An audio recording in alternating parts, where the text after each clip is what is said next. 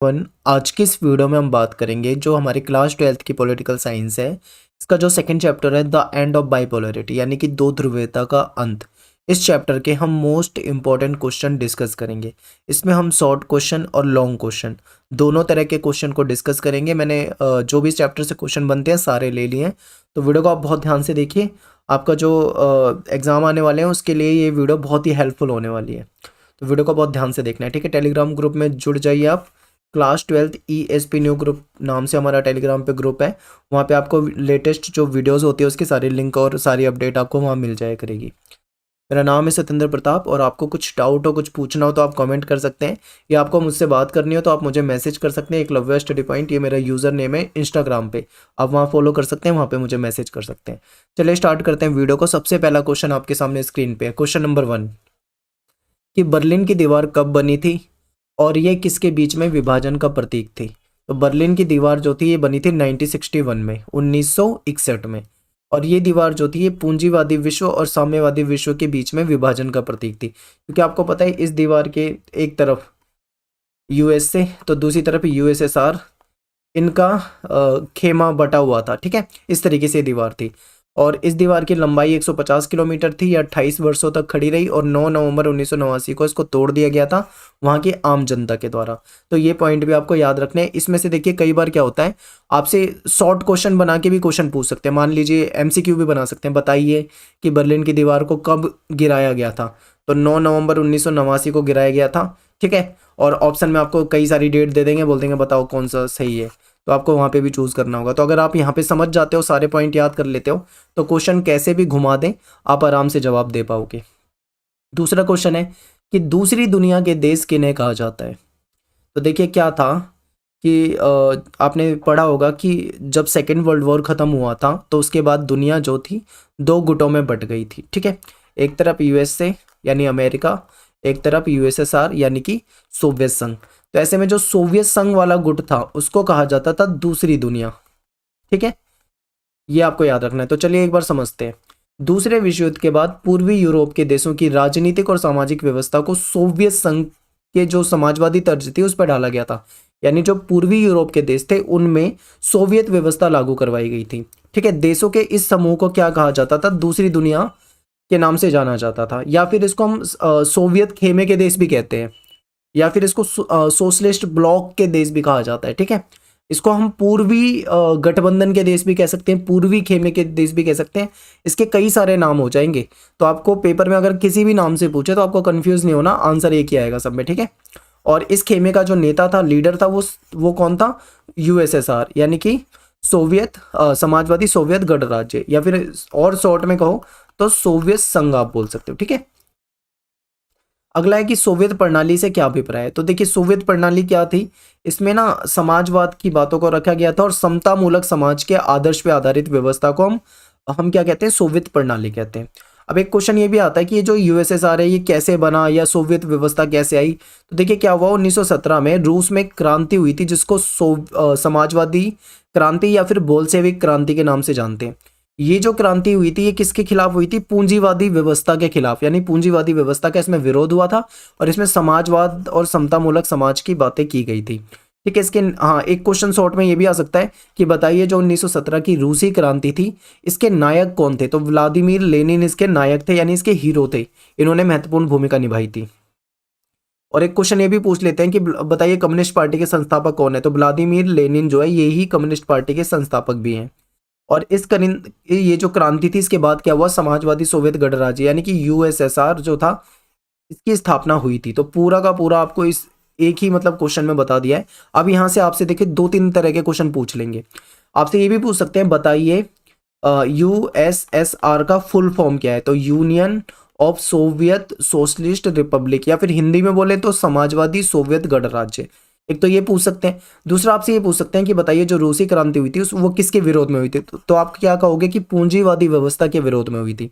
तीसरा क्वेश्चन ये पूछ सकते हैं कि बताइए 1917 की जो रूसी क्रांति थी उसके नायक कौन थे। तो व्लादिमीर लेनिन थे, ठीक है। चौथा क्वेश्चन ये भी पूछ सकते हैं शॉर्ट में कि बताइए कम्युनिस्ट पार्टी के संस्थापक कौन थे। तो स्थापना इसकी व्लादिमीर लेनिन द्वारा हुई थी। तो 4 क्वेश्चन शॉर्ट बन सकते हैं, MCQ भी बना सकते हैं। कैसे भी आपसे क्वेश्चन बनाए आप भूलोगे नहीं, बस इतना याद रखिए। अगला क्वेश्चन है कि सोवियत प्रणाली जो थी उसकी विशेषता बताओ। तो जो सोवियत प्रणाली थी, ठीक है, पूर्वी खेमे में, इसकी विशेषता ये है कि इसमें पूंजीवादी व्यवस्था का विरोध किया गया था और समाजवाद के आदर्शों से ये प्रेरित थी। सबसे पहला पॉइंट ये बताना है। इसके बाद आपको पता है कि सोवियत प्रणाली में सब कुछ नियोजित था, यानी प्लान था, प्लानिंग के तहत, यानी नियोजित अर्थव्यवस्था थी, आप ये बता सकते हो। और फिर क्या था भाई, जो सोवियत प्रणाली थी इसमें एक ही पार्टी का दबदबा था, और वो कौन सी पार्टी थी? Communist party. देखिए वहां पे दूसरी किसी पार्टी के लिए कोई जगह ही नहीं थी, कम्युनिस्ट पार्टी ही जो थी वो सब कुछ थी और इसी का दबदबा था। फिर क्या है भाई, अगर हम बात करें, अगर अमेरिका को छोड़ दें, यूएसए को छोड़ दें, तो शेष विश्व में, यानी अमेरिका के बाद अगर हम बात करें तो पूरी दुनिया में यूएसएसआर जो था वो दूसरे नंबर पे सबसे डेवलप माना जाता था। यानी इसकी हम कहेंगे कि अर्थव्यवस्था जो थी वो काफी विकसित थी। यहाँ पे बहुत ही अच्छी संचार प्रणाली थी, कम्युनिकेशन व्यवस्था जो थी यहाँ पे बहुत ही बढ़िया थी। और यहाँ पे इनके पास ऊर्जा संसाधन भी बहुत थे, जिसमें खनिज हो गया, तेल, लोहा, इस्पात, ये सारी चीजें यहाँ पे अवेलेबल थी। दूर दराज के इलाकों में इनकी जो आवागमन की जो व्यवस्था थी बहुत ही बेहतर बेहतर थी। और सबसे एक अच्छा पॉइंट ये है कि इनका जो उपभोक्ता उद्योग जो था वो काफी उन्नत था, यानी पिन से लेकर कार तक निर्माण होता था। इसका मतलब समझिए कि इनका जो घरेलू उपभोक्ता उद्योग था, जो यहाँ पे मैन्युफैक्चरिंग होती थी, वो बड़े लेवल पे होती थी। छोटी से छोटी चीज, यानी पिन जो है छोटी से छोटी चीज है, पिन से लेकर बड़ी से बड़ी चीज यानी कार, पिन से लेके कार तक का यहाँ पे क्या होता था? निर्माण होता था। यानी हर छोटी से छोटी चीज से लेके बड़ी से बड़ी चीजों का निर्माण, मैन्युफैक्चरिंग जो है वो यहाँ पे होती थी। ठीक है, ये एक मुहावरे की तरह यूज किया गया है, पिन से लेकर कार तक। इसका मतलब आप ये मत सोचना कि यहाँ पे दो ही चीज बनती थी, एक पिन और दूसरा कार, ऐसा नहीं। मतलब छोटे से चीज से लेकर बड़ी से बड़ी चीजों का यहाँ पे मैन्युफैक्चरिंग होता था, ये इसका मतलब है। फिर यहाँ पे क्या था? न्यूनतम जीवन स्तर की सुविधा थी, कि बेसिक मतलब लोगों की जो नीड होती है उसमें जो जो भी चीजें जरूरत होती है वो सरकार प्रोवाइड कराती थी। ये यहाँ पे बेरोजगारी नहीं थी।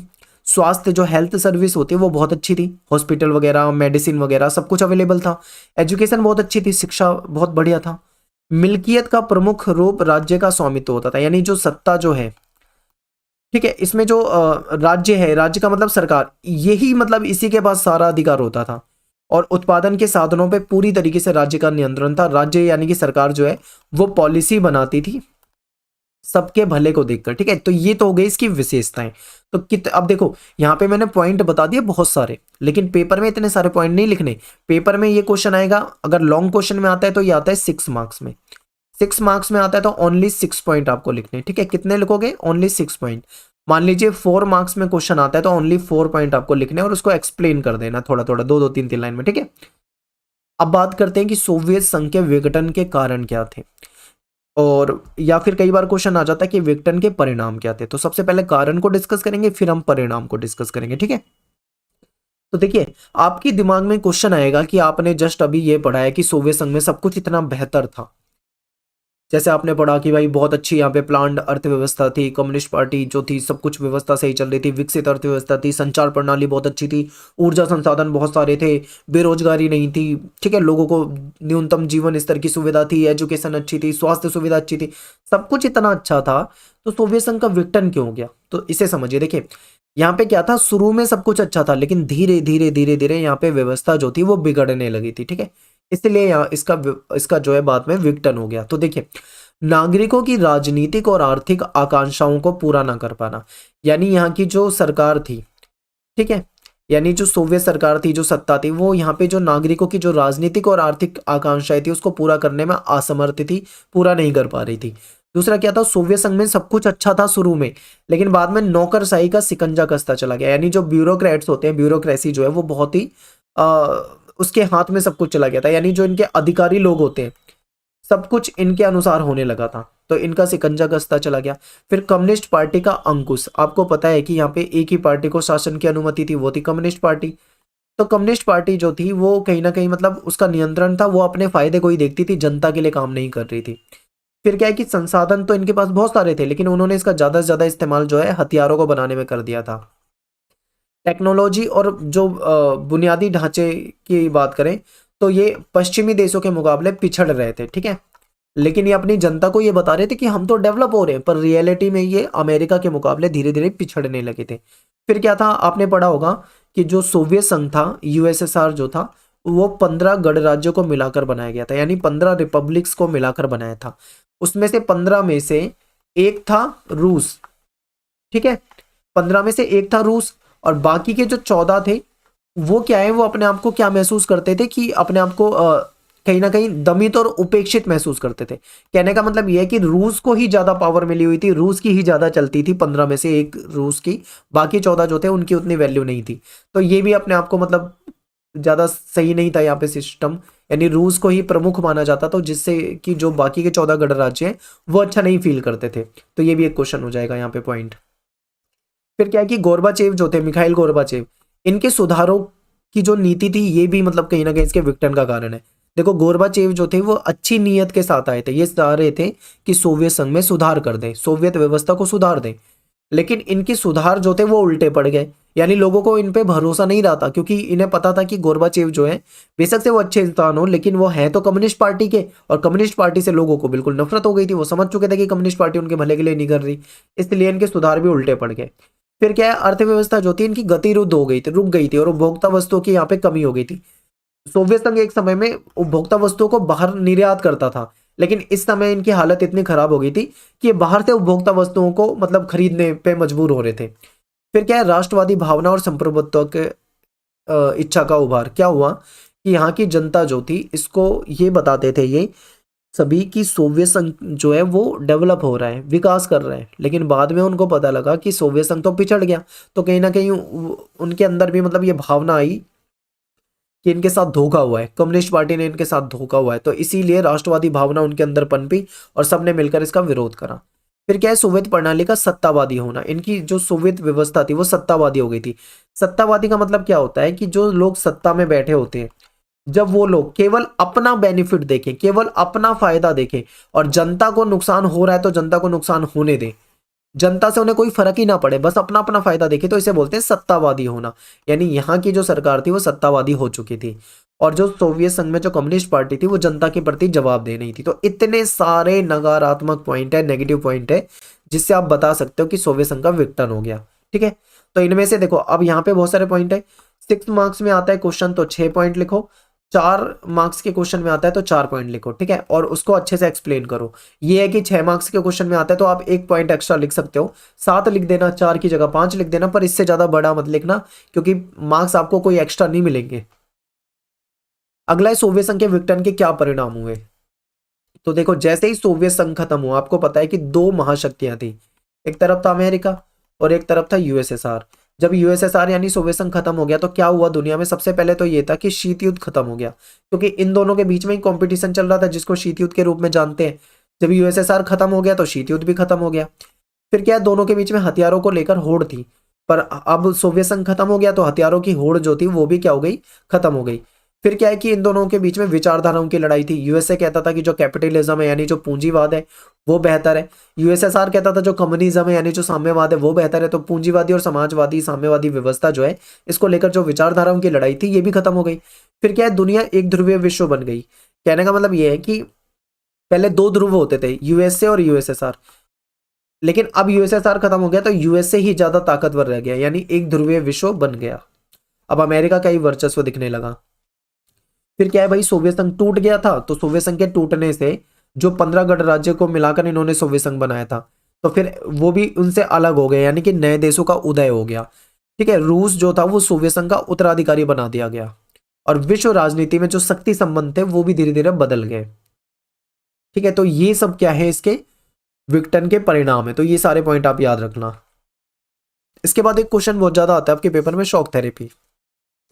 शॉक थेरेपी क्या है, ये क्वेश्चन कम पूछा जाता है, शॉक थेरेपी के परिणाम ज्यादा पूछा जाता है, लेकिन फिर भी आप शॉक थेरेपी को समझ लो। शॉक थेरेपी का मतलब क्या है कि इसका शाब्दिक अर्थ होता है आघात पहुंचाकर उपचार करना।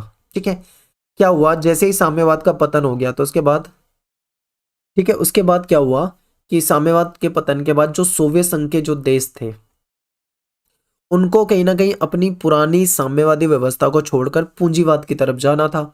तो इसीलिए विश्व बैंक और अंतर्राष्ट्रीय मुद्रा कोष द्वारा निर्देशित मॉडल इनको अपनाना पड़ा।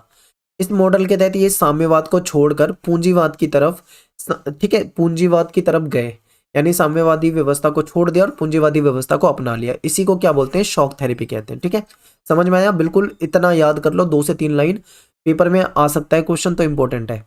अब क्वेश्चन आपके पेपर में आता है कि बताइए शॉक थेरेपी की मुख्य विशेषता क्या है, या फिर शॉक थेरेपी के परिणाम क्या है। तो देखिए, शॉक थेरेपी की विशेषता यह है कि मिल्कियत का प्रमुख रूप निजी स्वामित्व है। पहले क्या होता था, जो सोवियत संघ की व्यवस्था होती थी उसमें जो मिल्कियत का प्रमुख जो होता था वो राज्य होता था, यानी सब कुछ सरकार और राज्य के हाथ में था। लेकिन जो कैपिटलिज्म है, यानी जो पूंजीवादी व्यवस्था है जो कि शॉक थेरेपी के तहत थी, इसमें सब कुछ क्या होता है, निजी हाथों में होता है। तो ये याद रखना है, निजी स्वामित्व। दूसरा क्या है कि इसमें राज्य की संपदा का भी निजीकरण किया गया। फिर जो पहले सामूहिक फार्म जो थे उसको निजी फार्मों में बदला गया। खेती का जो तरीका था वो भी बदला गया। पहले पूंजीवादी व्यवस्था पहले सॉरी साम्यवादी तरीके से खेती होती थी।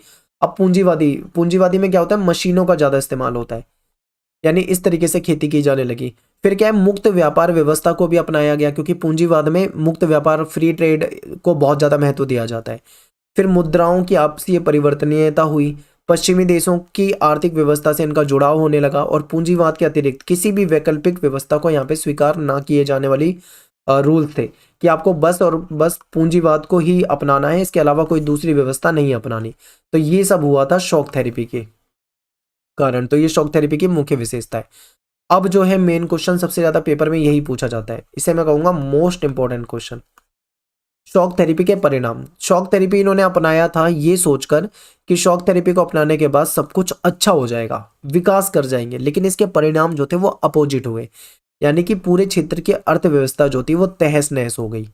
दूसरा क्या था, रूस का जो औद्योगिक ढांचा था वो चरमरा उठा, सब कुछ खराब हो गया।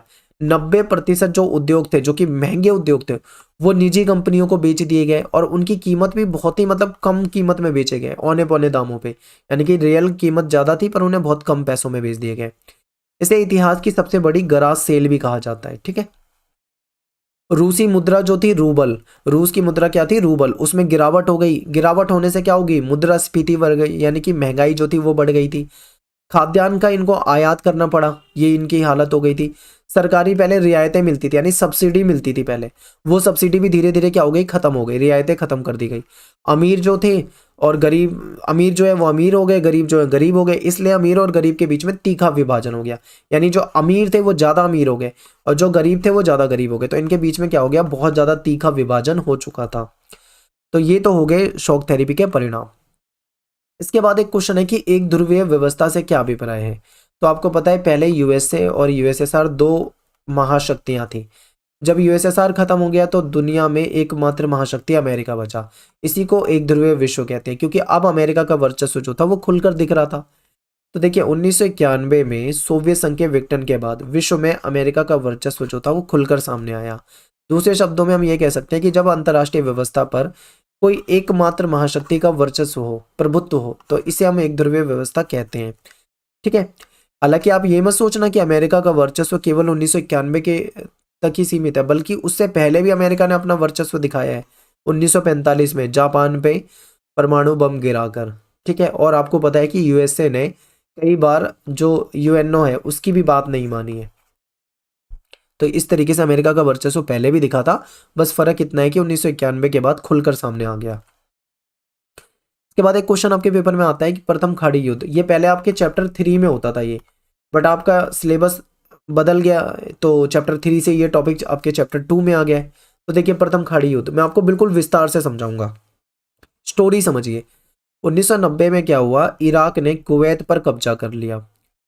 तो इसको समझाया गया विभिन्न देशों के द्वारा, यूएनओ के द्वारा, कि अपना कब्जा हटा ले, लेकिन ये कब्जा हटाने से नहीं माना। ठीक है। फिर संयुक्त राष्ट्र संघ ने बल प्रयोग की अनुमति दे दी, कह रहे नहीं मानते तो चलो बल प्रयोग करना पड़ेगा। ये एक नाटकीय फैसला था, क्यों, क्योंकि 45 वर्षों में यूएनओ ने बड़ा फैसला कभी लिया नहीं था कि जाओ बल प्रयोग कर दो। इस बार यूएनओ ने फैसला ले लिया, तो ये एक नाटकीय फैसला था। जॉर्ज बुश ने इसे नई विश्व व्यवस्था की संज्ञा दी। 34 देशों की सेना गई, 6,60,000 सैनिक भेज दिए गए और एक ऑपरेशन चलाया गया जिसको ऑपरेशन डेजर्ट स्टॉर्म कहा जाता है। इसका हेड कौन था ऑपरेशन का, नॉर्मन स्वार्जको उसका नाम था, अमेरिका का था। इस युद्ध में स्मार्ट बमों का प्रयोग किया गया, सारी दुनिया को लाइव दिखाया गया और इराक इसमें बुरी तरीके से हार गया। ठीक है। इराक इस युद्ध को हार गया।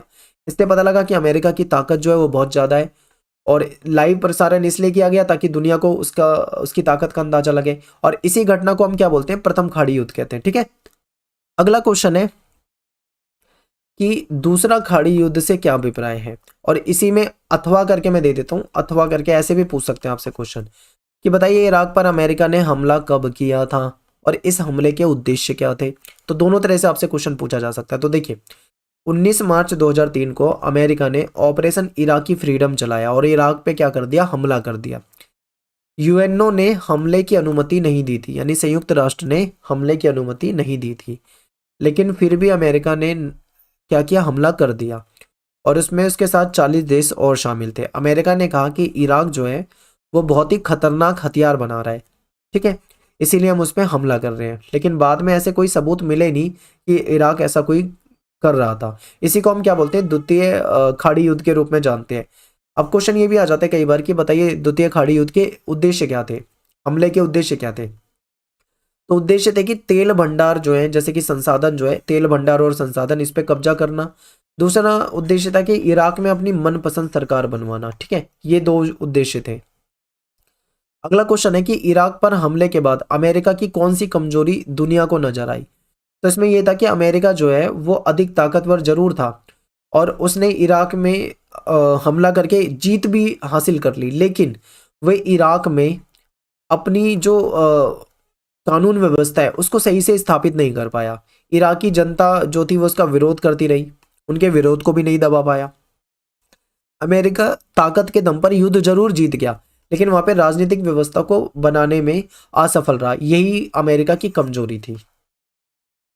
इसके बाद एक 9/11 वाला क्वेश्चन भी आता है आपके पेपर में। तो ये देखिए 9/11 का मतलब है एक घटना हुई थी 11 सितंबर 2001 को। जैसे देखिए हमारे यहाँ पे क्या होता है, हम पहले डेट लिखते हैं, फिर हम मंथ लिखते हैं और फिर हम ईयर लिखते हैं। ठीक है, जैसे कि मतलब आज की मैं आपको डेट बता दूं जैसे, ठीक है, तो आज जब मैं वीडियो बना रहा हूं तो डेट है 9 अक्टूबर। तो मैं यहाँ पे लिख देता हूँ 9 अक्टूबर 2022। ठीक है, तो हम इंडिया में ऐसे लिखते हैं, लेकिन अमेरिका वाले जो है वो डेट को ऐसे नहीं लिखते। वो क्या लिखेंगे, अक्टूबर कौन सा महीना होता है, 10वां महीना। ठीक है, तो हम ऐसे लिखते हैं 9-10-22। लेकिन ये कैसे लिखते हैं, ये पहले लिखते हैं मंथ, उसके बाद लिखते हैं ये डेट, यानी 10-9 इस तरीके से लिखेंगे। ठीक है, तो यही इनके यहाँ पे है कि 11 सितंबर 2001, यानी 11 सितंबर का मतलब 9वां महीना और 2001 यानी कि ईयर, यानी 11 तारीख को 9वें महीने में 2001 में एक घटना हुई थी। लेकिन वो अमेरिका में लिखने का तरीका अलग है, पहले मंथ लिखते हैं और फिर डेट लिखते हैं, इसीलिए इसको 9/11 की घटना कहा जाता है। आई होप आपको समझ में आ गया होगा। अब समझिए घटना क्या थी कि 11 सितंबर 2001 के दिन विभिन्न अरब देशों के 19 अपहरणकर्ताओं ने उड़ान भरने के बाद 4 अमेरिका के जहाजों पे कब्जा कर लिया। ठीक है, अपहरणकर्ता इन विमानों को अमेरिका की महत्वपूर्ण इमारतों की सीध में उड़ाकर ले गए और 2 विमान तो उन्होंने न्यूयॉर्क में जो वर्ल्ड ट्रेड सेंटर की जो वर्ल्ड ट्रेड सेंटर है उसके उत्तरी और दक्षिणी टावर से टकरा दिए। अब बचे 2 विमान, तो तीसरा विमान जो था वो पेंटागन से टकरा दिया और चौथा विमान जो था वो कांग्रेस की, अमेरिका की जो कांग्रेस है उसकी मेन इमारत से टकराना था, लेकिन वो गलती से पेंसिल्वेनिया के खेत में गिर गया। इसी घटना को 9/11 की घटना कहा जाता है। तो ये आप पूरा एक बार दोबारा पढ़ लेंगे तो आपको अच्छे से समझ में आ जाएगा। ठीक है, अगला क्वेश्चन देखिए, 1960 के दशक में अफगानिस्तान में हुए बड़े बदलाव पर चर्चा कीजिए। ये न्यू टॉपिक है जो आपके कुछ ऐड हुए। तो 1960 के दशक में देखो राजा जाहिर सिंह जो थे, इन्होंने, ये अफगानिस्तान के प्रमुख थे, इनका इनका शासन था। तो इन्होंने वहां पे कुछ बदलाव करे, महिलाओं की शिक्षा पे ध्यान दिया, चुनाव प्रक्रिया पे ध्यान दिया और जनता को राजनीतिक अधिकार दिए। लेकिन क्या होता है अगली बार इनका तख्ता पलट हो जाता है। तो एक क्वेश्चन ये भी बन जाता है कि बताइए किसने जाहिर सिंह का शासन, जो तख्ता पलट था वो किसने, मतलब इनके शासन को छीन कर या तख्ता पलट करके सत्ता पे अपना अधिकार कर लिया। तो हम बोलेंगे जाहिर शाह के परिवार से थे दाऊद खान नाम का एक व्यक्ति, उसने क्या करा, इनका तख्ता पलट करके सत्ता जो था वो हथिया लिया। अगला क्वेश्चन है कि बाद में दाऊद खान का भी तख्ता पलट करके सत्ता पे किसी और ने अधिकार कर लिया। तो क्वेश्चन ये भी पूछ सकते हैं कि बताइए किसने। तो हम बोलेंगे 1978 में वामपंथी दल जो है People's Democratic Party of Afghanistan, इन्होंने दाऊद खान को भी सत्ता से हटा के बेदखल कर दिया और यहाँ पे अपना कम्युनिस्ट पार्टी ने उसके बाद शासन चलाया। तो दोनों क्वेश्चन में से कोई भी आ सकता है, याद रखिए। इसके बाद कुछ शॉर्ट क्वेश्चन पे डिस्कस करते हैं। बताइए कि क्वेश्चन ये है कि सोवियत संघ ने अफगानिस्तान में हस्तक्षेप कब किया। पेपर में आता है तो 1979 से 89 के बीच अफगानिस्तान में हस्तक्षेप करा। फिर क्वेश्चन ये आता है कि मिखाइल गोर्बाचेव जो है कम्युनिस्ट पार्टी के महासचिव कब बने थे। 1985 में बना थे। अगला क्वेश्चन है कि सोवियत संघ में सुधारों की नीति किसने चलाई थी। तो मिखाइल गोर्बाचेव ने चलाई थी। एक क्वेश्चन ये है कि बताइए कि अरब स्प्रिंग के उद्देश्य क्या है। तो शासन व्यवस्था में सुधार, ठीक है। ये जो अरब आंदोलन हुआ था, अरब स्प्रिंग हुआ था, इसका उद्देश्य था कि शासन व्यवस्था में सुधार चाहते थे, लोकतंत्र की स्थापना पे बल देना चाहते थे, ये शिक्षा, विकास और रोजगार पे इनका के लिए इन्होंने आंदोलन किया था और समानता की मांग कर रहे थे। अगला क्वेश्चन है कि सोवियत संघ ने अफगानिस्तान में अपनी सेना को कब भेजा और इसके क्या परिणाम हुए। तो 24 दिसंबर 1979 में इन्होंने अफगानिस्तान में सेना भेजी थी। इसके परिणाम ये हुए कि मुस्लिम देशों ने इसका विरोध किया, अफगानिस्तान के जो लोग थे उन्होंने भी इसका विरोध करा, संयुक्त राष्ट्र संघ ने भी इसका विरोध करा और अमेरिका ने भी इसका विरोध करा, यानी सबके द्वारा इसका विरोध किया गया था इस घटना का। अगला क्वेश्चन है कि अरब क्रांति से क्या अभिप्राय है, विस्तार से समझाइए। पेपर में नया टॉपिक आपके ऐड हुआ है ये सिलेबस में, तो पेपर में आ सकता है इसमें। तो देखिए अरब क्रांति क्या है। ट्यूनेशिया में एक आंदोलन शुरू हुआ था जिसको अरब स्प्रिंग या फिर अरब विद्रोह या फिर अरब क्रांति के नाम से जानते हैं, ठीक है। 2009-10 के आसपास की यह घटना है। इसमें लोकतांत्रिक व्यवस्था और पश्चिम एशियाई देशों में लोकतांत्रिकरण के लिए इन्होंने क्या करा था, मांग की थी। यहाँ पे जनता जो थी उसने भ्रष्टाचार, बेरोजगारी और निर्धनता के खिलाफ संघर्ष शुरू कर दिया था और राजनीतिक आंदोलन में बाद में ये परिवर्तित हो गया था। शुरू में तो इसकी डिमांड क्या थी, भ्रष्टाचार हटाओ, बेरोजगारी, लेकिन धीरे धीरे ये एक राजनीतिक आंदोलन में बदल गया था। आपके सैंपल क्वेश्चन पेपर में क्वेश्चन आया हुआ है कि अरब क्रांति बाद में किस रूप में बदल गया। ऑप्शन में दे रखा था आर्थिक आंदोलन, राजनीतिक आंदोलन, सामाजिक आंदोलन, कुछ इस तरीके से। तो ये एक राजनीतिक आंदोलन के रूप में बदला था, ठीक है। जनता जो थी वो तत्कालीन समस्याओं को निरंकुश तानाशाही का परिणाम मानती थी, यानी कि जो उस समय समस्याएं थी वो जो निरंकुश शासन था उसका परिणाम थी, इसलिए जनता ने क्या करा था, इसका विरोध किया था, ठीक है। ट्यूनेशिया में ये आंदोलन शुरू हुआ था, लोकतंत्र की मांग हुई थी, लेकिन धीरे धीरे ये मुस्लिम बहुल अरब देशों में भी फैलने लगा था आंदोलन, ठीक है। तो ये जो हो गया। और ये भी पूछ लेते कई बार कि अरब क्रांति का प्रभाव कहाँ कहाँ दिखा। तो आप कहोगे यमन, बहरीन, लीबिया और सीरिया जैसे देशों में भी इसका प्रभाव देखने को मिला था, ठीक है। अगला क्वेश्चन है कि अरब स्प्रिंग के कारण बताओ। तो गरीबी, बेरोजगारी, भ्रष्टाचार, सोशल मीडिया का प्रभाव, सत्तावादी शासन का विरोध, ये सारे इसके कारण थे।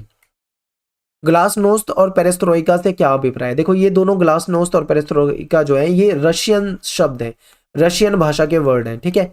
तो आपको सुनने में थोड़ा अजीब लगेगा ग्लासनोस्त एंड पेरेस्ट्रोइका, लेकिन इसका मतलब क्या होता है। ग्लासनोस्त का मतलब होता है खुलापन, यानी नीति में खुलापन लाना, और पेरेस्ट्रोइका का मतलब होता है पुनर्रचना, ठीक है। दोबारा से मतलब अरेंज करना, उसको रिकंस्ट्रक्ट करना, आप ऐसे समझ सकते हो। तो 1980 के दशक में मिखाइल गोर्बाचेव ने राजनीतिक सुधारों और लोकतंत्रीकरण की नीति को अपनाया, यानी वहां पे सुधार करने का इन्होंने प्रयास करा। इन्हीं सुधारों को हम ग्लासनोस्त और पेरेस्ट्रोइका के नाम से जानते हैं। सोवियत संघ के विघटन की घोषणा कब और किसके द्वारा हुई थी। तो बोरिस येल्त्सिन के द्वारा हुई थी, 1991 में इनके नेतृत्व में हुई थी। रूस, यूक्रेन और बेलारूस ने इसकी घोषणा की थी, ठीक है। अगला क्वेश्चन है कि रूस के किन दो गढ़ राज्यों में हिंसक अलगाववादी आंदोलन चले थे। तो चेचन्या और Dagestan. Most important question, short question में काफी पूछा जाता है।